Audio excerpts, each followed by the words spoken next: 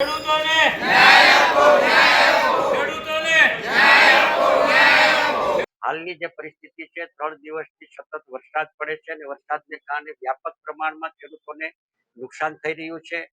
તાજેતરમાં રાજ્ય સરકાર દ્વારા ટેકાના ભાવે મગફળી ખરીદી કરવા માટેની ઓનલાઈન રજીસ્ટ્રેશન કરવા માટેની જાહેરાત કરેલી.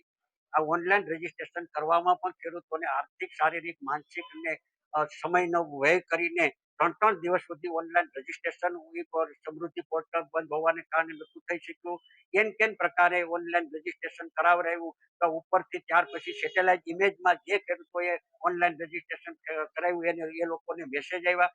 ગીર સોમનાથ જિલ્લામાં અંદાજે 50,000 જેટલા ખેડૂતોએ ઓનલાઈન રજીસ્ટ્રેશન કરાવ્યું. તેમાંથી 10,000 જેટલા ખેડૂતોને મેસેજ આવ્યા કે તમારા ખેતરની અંદર સેટેલાઇટ ઇમેજની અંદર મગફળી છે એ વાવેલી દેખાઈ નથી, એટલે તમારે ગ્રામ સેવકને અરજી કરવાની અને ડોક્યુમેન્ટ પુરાવા આપવાના. આટલું આ બધું માંડ કરીને એમાં પણ શારીરિક, માનસિક ખેડૂતો હેરાન થયા, પરેશાન થયા, સમયની બરબાદી થઈ.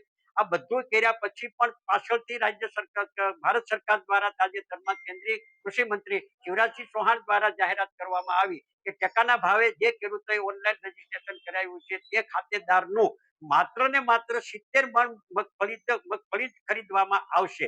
ગયા વર્ષે 200 મણ મગફળી ખરીદવા માટેની વાત કરેલી હતી અને ખરીદાતી હતી. એમાં આજે આ વખતે ઘટાડો કરી અને 6.5 ખાંડી મગફળી છે એનો ઘટાડો કર્યો છે.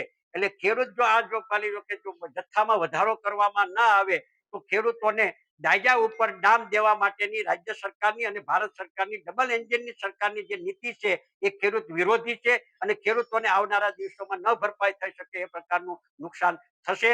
દેવાના ડુંગરમાં ડૂબી જશે. ત્યારે અમે આજે રાજ્ય સરકાર પાસે અને ભારત સરકાર પાસે પ્રાંત અધિકારી મારફત બંને તાલુકાના કોંગ્રેસ પરિવાર મારફત આવેદનપત્ર આપ્યું છે કે ટેકાના ભાવે મગફળી ખરીદવાનો જે 70 મણ છે એના બદલે 300 મણ મગફળીની ખરીદી કરવામાં આવે એવી માંગણી સાથે આજે અમે પ્રાંત અધિકારી શ્રીને મારફત માંગણી મુખ્યમંત્રી અને રાજ્યના કૃષિ મંત્રી શ્રીને આવેદનપત્ર મારફત માંગણી કરી છે.